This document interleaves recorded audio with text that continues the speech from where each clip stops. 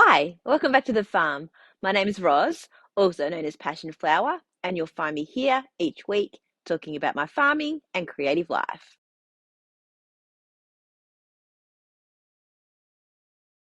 I don't know about you, but I am so glad that daylight savings is now over. The last 2, 3 weeks, those mornings being so dark has just been not my favorite. um, my alarm's been going off and the cats have still been asleep, and getting up for the market last weekend was really early. And yeah, no, done with the super dark mornings. Looking forward to it being lighter at an earlier time. And I know that means that it gets dark early, but it is getting dark early now anyway, now that we're moving in to autumn. And I don't mind that so much when my plans most evenings are to sit inside and knit or watch TV anyway. Um, when it gets cooler, it's sort of like you're not wanting to be outside anymore in the evenings doing stuff. So glad that that is over. It is also the end of the school term, so work is now much quieter for me. So I do have some time off over the school holidays, but I will also be working and I've got markets to attend, so I will be keeping myself busy. Nothing else really to report from around the farm, just because I haven't been spending a lot of time doing any farming stuff these past weeks with markets and with work. So plenty to share though in terms of markets.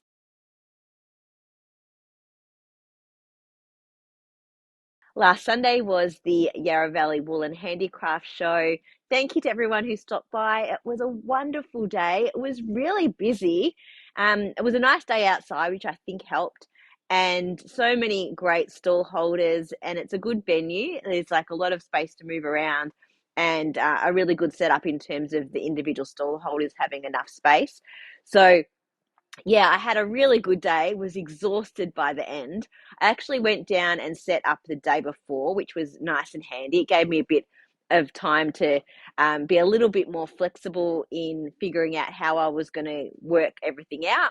Had a bit of a think about it and then finished the next day. And then that gave me a chance in the morning as well to go for a bit of a wander around the rest of the market, know where people were, and check out what everyone had to offer as well.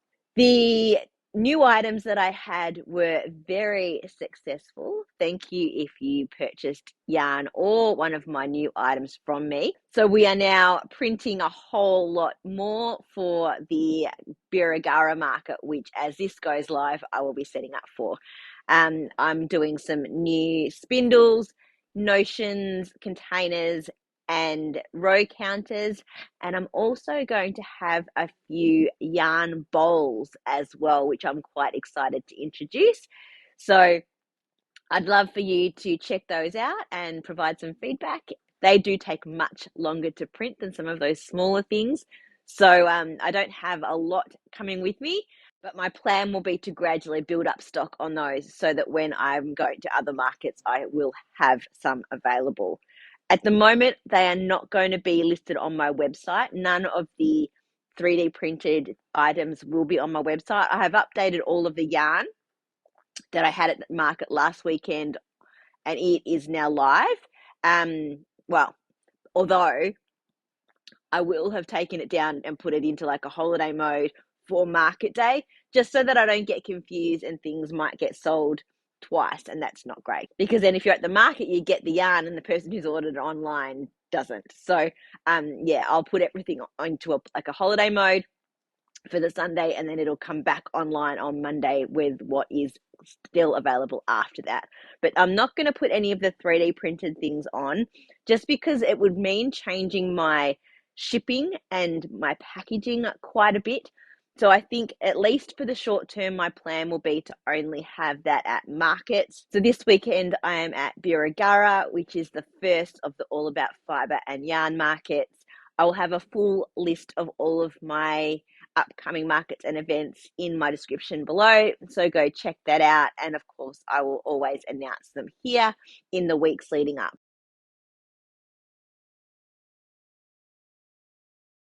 I made one purchase from the Yarra Valley Wool and Handicraft show last weekend, and that was from my stall neighbour, Heather Handmade. This is her tag here. So this is the DK sock in the rainbow lollipop pastel colorway. And look how bright and fun that is going to be. So I decided to get some self-striping DK yarn to make some stripy socks now that I have started my other DK socks and really enjoyed them. So that will be going on to my needles once I finish the Bendigo socks that I'm currently working on. I also did buy some new blocking pins. These are the ones that have they're the combs, so they come like this and you stick them in. I'd bought some and I decided that just to try them out.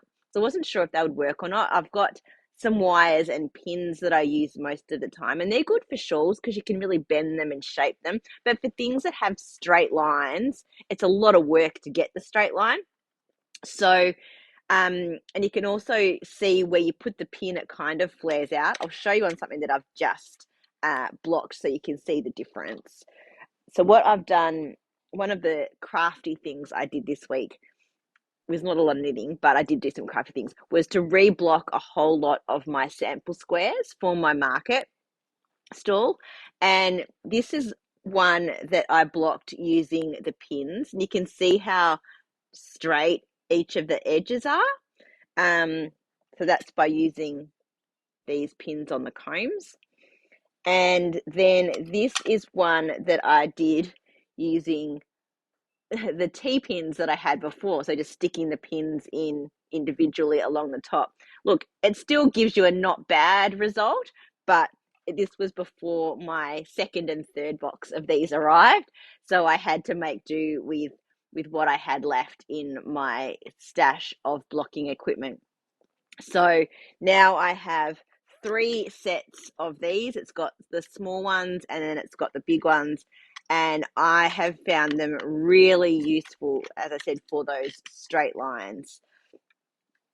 So this probably should have been talked about in business life, but because they are knitting and they are projects, which I've done a long time ago, these are all colour samples from many years ago, but I did spend quite a bit of time blocking them all this week. They sit inside a bag that I take to market, and they tend to, over time, because the edge is stockinette, they tend to curl up after a while. So I went through and made them look nice and neat, double checking the ones that I had colorways available for. And then what I'll do one day is join them all together and make myself a blanket, but that will be when I retire, I think, from hand dyeing.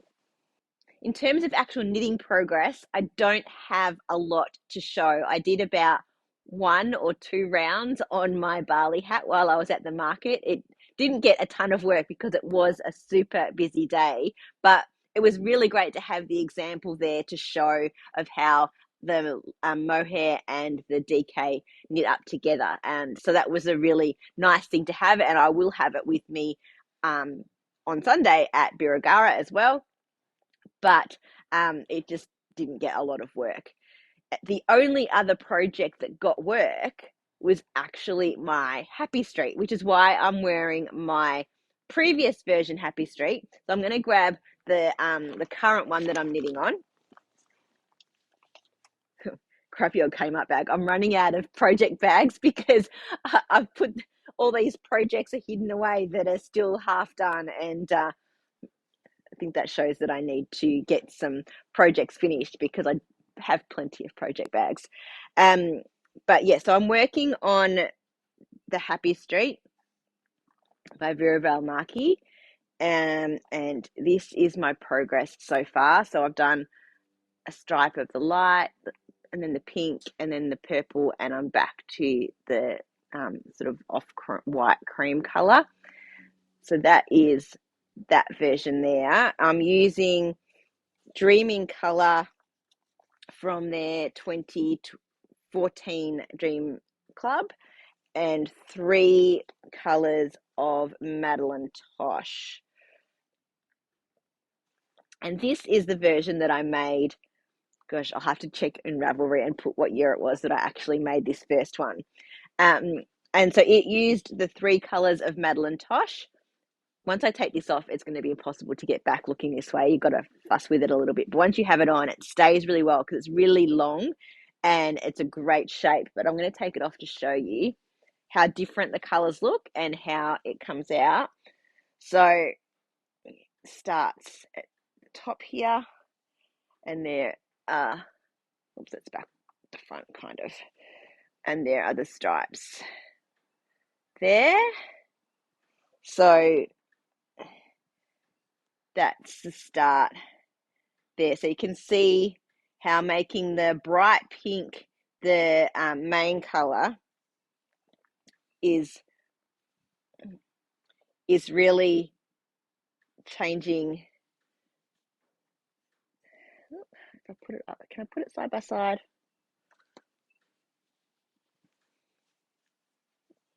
Very awkward. Yeah, there we go. If I do that. There. Oh. It's too bunched up to see properly. There. So this has sort of been my at night project, but the rows are getting quite long now. So it takes quite a while to do one sort of back and forth so that I get back to the end where I'm not in the middle of a short row. So I'm probably doing only like 4 or 6 rows in one evening before I'm too tired and I go to sleep.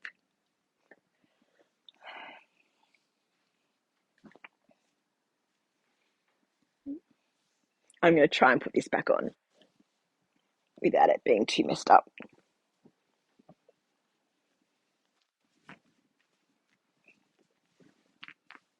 That will do.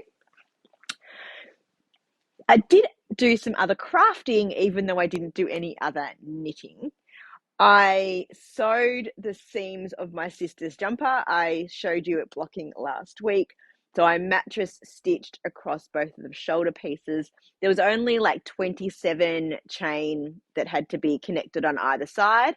So that was a really quick job to get done. The other thing I did was repair a blanket that I knit quite a while ago now for a friend of the family's baby. That baby is now 7. So it was 7 years ago. And I dyed the yarn for the blanket, and I did the 10 stitch baby blanket. It sort of goes around like this, like a square. And then about, I don't know, 2-3 years ago, they asked if I was able to make it bigger so that they could use it not just for a baby blanket, but to actually have it as something that they could use around the house or on a bed. So I dyed some more yarn and did a different section and then added a border as well. So the hole was in the original part of the blanket. So look, it's done very well, and the rest is still in really, really good condition. So I laid it out, and I found a little piece of yarn from my scraps of hand-dyed yarn that would match reasonably well. It's multicolored, so it was going to be reasonably easy to match it through. And it is garter stitch. So it was probably a little more complicated to fix than if it had been stockinette, but I ripped back a little bit more of the hole, so I actually made the hole bigger so that I had enough to weave in the ends of the pieces where it was broken on either side. And there was actually 2 rows that had come apart. There was 2 spots where the yarn had broken. So I undid it, made a bigger hole, and then looped my yarn around to make like it's hard to explain, and there's some good tutorials on it on YouTube. I'll see if I can link to one. I couldn't find one for doing it in garter stitch, but I used one for stockinette, and then I just was able to create the garter stitch myself. So ran my yarn across like this, across the 2 spaces where the stitches should be. And then I had my loops along the bottom, and I picked up the first loop and made the knit stitch, and then I took the crochet hook out and went in from the other side and brought it up to make the purl bump. And then I used my needle to then make the knit stitch again with the thread and the loop that I had left, connecting it to the loop that was on the other side of the hole. And I think I had to do about 4 or 5 across, and I said 2 high, so made like a full garter ridge in the repair. That did take me a little while. It was quite a little fussy thing to do, but I sat here in the shed. The sun was coming through. It was a lovely afternoon, and I just sat and concentrated and got that done so that it was, you could hardly tell by the time it was finished. I sort of pulled it up and moved it around, and then I couldn't even find where I had done the repair. So that is really good news. So it's back with the 7-year-old, who was extremely happy to get it back. Every time it gets taken away, he gets upset. So I was thinking that I probably needed to get it done reasonably quickly. And it was something that after I'd done the seaming of the jumper, I was sort of like in that mood for sewing up things. So it was a good opportunity to do that. I probably should have then grabbed out the jumper for my sister as well and done that seaming, but I have not started on that one yet.